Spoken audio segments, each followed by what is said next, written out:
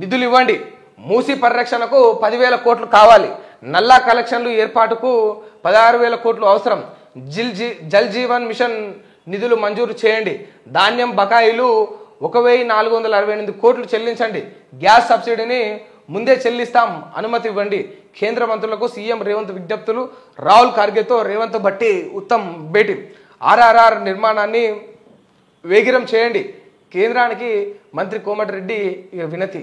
ఇక రోడ్లు భవనాల శాఖ మంత్రివర్యులు ఇక వెంకటరెడ్డి గారు ఆర్ఆర్ఆర్ను వేగంగా పూర్తి చేయండి అని చెప్పేసి కేంద్రానికి విజ్ఞప్తి చేస్తా ఉన్నాడు.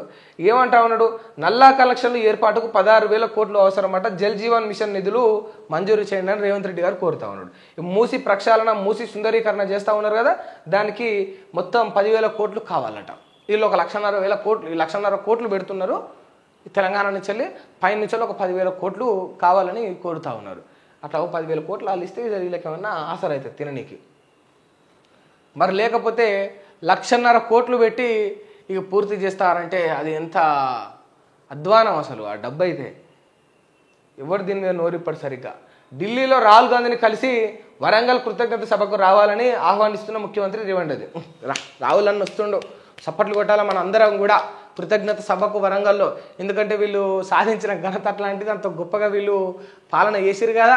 మరి జర చూసుకోయే రాహుల్ అన్న, వస్తుంటే వాళ్ళన్నా గట్టినే రుణమాఫీ జరిగిన రైతులు రాళ్ళిసురు కొట్టగల ఏముంటుంది చెప్పు. కడుపు మండి, గుండె మండి ఎవరన్నా గట్లనే బాధతోటి రాళ్ళిసురు కొడితే మళ్ళా కేంద్ర ప్రతిపక్ష నేత పైన రాళ్ల దాడి. తెలంగాణలో రైతు రుణమాఫీ పూర్తిగా చేయలేనందుకు రేవంత్ ప్రభుత్వంపై విస్తుపోయిన రైతులు అనే వార్త మళ్ళీ చూడాలి, చదవాలి అంటే మాకు కూడా అంత సంతృప్తిగా ఉండదు. దయచేసి ఆ పరిస్థితిని తెచ్చుకోకుండా జాగ్రత్త మరి వచ్చిపోయేటప్పుడు. భారత పరీక్ష వ్యవస్థ ఒక మోసం, డబ్బుంటే దానిని కొనవచ్చని చాలామంది నమ్ముతున్నారు. ప్రతిపక్షం భావన కూడా అదే. లోక్సభలో రాహుల్ గాంధీ అంటా ఉన్నాడు, విద్యా మంత్రి ధర్మేంద్ర ప్రధాన్ రాజీనామా చేయాలని అఖిలేష్ యాదవ్ అడుగుతున్నాడు. ప్రతిపక్ష నేతలది మొసలి కన్నీరు, యూపీఏ హయాం నాటి లీకేజీ గణాంకాలు బయటకి వస్తే వారే ఇబ్బంది పడతారని చెప్పేసి ఇక ప్రధాని వారు అంటున్నారు. ఇప్పుడు అధికారంలో ఉన్న వాళ్ళు ఏమంటా ఉన్నారంటే, గతంలో కాంగ్రెస్ అధికారంలో ఉన్నప్పుడు బీజేపీలు అంటా ఉన్నారు, ఇక యూపీఏ హయాం నాటి లీకేజీ గణాంకాలను తీస్తేనట ఇక వాళ్ళే గుండె చేస్తారట. అటువంటి లీకేజీలు జరిగినాయట యూపీఏ అధికారంలో ఉన్నప్పుడు.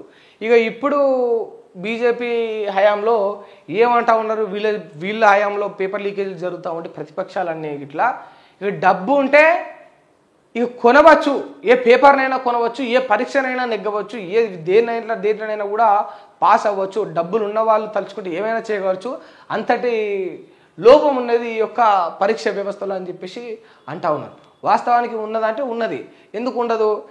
డబ్బులుంటే మీరు టికెట్లే ఇస్తూ ఉన్నారు రాజకీయ నాయకులు, డబ్బులు ఇస్తే జనాలు ఓట్లే వేస్తూ ఉన్నారు, డబ్బులు ఇస్తే అధికారులు పనులే చేస్తూ ఉన్నారు, డబ్బులు ఇస్తే పోలీసులు తప్పుడు కేసులు పెడుతున్నారు, తప్పు చేసిన వాళ్ళు డబ్బులు ఇస్తే విడిపిస్తున్నారు కూడా. మరి గిన్ని జరుగుతున్నప్పుడు ఒక పేపర్ అమ్ముకోరా, సంతల పల్లీల పొట్లాలు అమ్మినట్టు, లేకపోతే పార్కుల బయట పుట్నాలు అమ్మినట్టు పేపర్ అమ్ముకోరా డబ్బులు ఇస్తే. డబ్బులు ఇస్తే ఎడ్యుకేషన్ సిస్టంలోనే లోపాలు జరుగుతున్నాయి, డబ్బులు ఇస్తే పరీక్షా పత్రికలు మాత్రమే అమ్ముకుంటున్నారంటే అది మూర్ఖత్వం. అది ఇండియాలో డబ్బులు ఇస్తే దేనైనా మార్చగలుగుతా ఉన్నాం.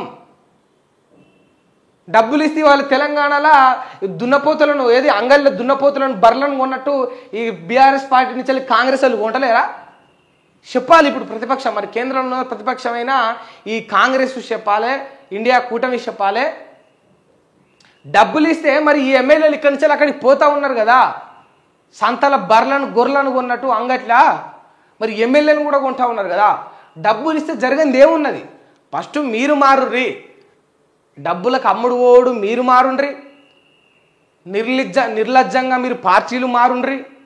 ఈ పార్టీలు మారుడు బంద్ చేసి లంచగొండి ఆఫీసర్లను అరికట్టి అట్లా లంచాలు తీసుకున్న ఆఫీసర్లకు శిక్షలు వేసి వాళ్ళ భాగవతం అంతా బట్టబయలు చేసి మీ నిజాయితీని నిరూపించుకొని అప్పుడు మీరు ఈ పరీక్షల గురించి వెళ్ళి, ఈ యొక్క ఎగ్జామ్ల గురించి వెళ్ళి, ఈ యొక్క విద్యా సంస్థల గురించి వెళ్ళి, విద్యా సంస్థల్లో జరిగే అమ్మకాల గురించి వెళ్ళి అప్పుడు మాట్లాడాలి. ఈ పేపర్ లీకర్ గురించి వెళ్ళి ఇక అదేదా ఉంటారు కదా, ఇక మళ్ళీ ఏమైనా అంటే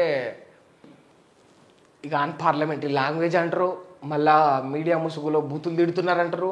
వీళ్ళు ఎన్ని కోట్ల స్కాములు చేసినా ఏం కాదు, ఎంత నిర్లజ్జంగా పార్టీలు మారినా ఏం కాదు. ప్రజల ఆత్మగౌరవాన్ని దెబ్బతీస్తూ ప్రజల యొక్క ఓట్లకు, ప్రజల యొక్క తీర్మానానికి విలువ ఇవ్వకుండా, వాళ్ళకు గౌరవం ఇవ్వకుండా వీళ్ళకు నచ్చిన పార్టీలకు పోయి ఇష్టమున్నంత దోసుకోవచ్చు, వీళ్ళు ఎంతైనా తినొచ్చు. వీళ్ళేం గొప్ప నాయకులు, కడుపు మండో బాధనో గుండె వలిగో లేకపోతే ఈ తతంగం అంతా చూడలేక ఓ జర్నలిస్టో, ఒక మధ్యతరగతిలో, ఒక కార్యకర్తనో ఎవడో ఒకడు ఒక మాట అంటే వాళ్ళ మీద కేసులు పెట్టి జైల్లో పెట్టి వీడిట్లా వాడట్లా అని ప్రచారం చేసేదానికి రెడీగా ఉంటారు రాజకీయ నాయకులు. ఫస్ట్ సిగ్గు, శరం, బుద్ధి, జ్ఞానం ఏమైనా ఉంటే మీరు మారి ఆ లీకేజీలను, ఆ పరీక్షా పత్రాలలో జరిగే అవకతవకలను అప్పుడు మార్చుండ్రి. మార్పు మొదలవ్వాల్సింది ఎక్కడి నుంచి అంటే రాజకీయ నాయకుల నుంచే మొదలవ్వాలి. అంటే పోయి వాడిని అనడం, అంటే పోయి వీడిని అనడం, సమస్యనే మీరు. Biggest problem is you. మీరు మారి, మీరు చక్కగా ఉండి, మీరు చక్కగా వివరించి, మీరు నీతి నిజాయితీతోటి ప్రజల పట్ల మీరు లాయల్గా ఉన్నప్పుడు అప్పుడు ఇంకేదైనా మార్పు చేయగలుగుతాం. ఇక్కడ వీళ్ళంత ప్రతిభత శిరోమణిలే. ఉగ్ర గోదావరి భద్రాచలం వద్ద రెండో ప్రమాద హెచ్చరిక జారీ. 50.6 అడుగులకు నీరు. ప్రాణహిత ఉధృతి ముంపులో గ్రామాలు. మేడిగడ్డకు 9.5 లక్షల క్యూసెక్కులు.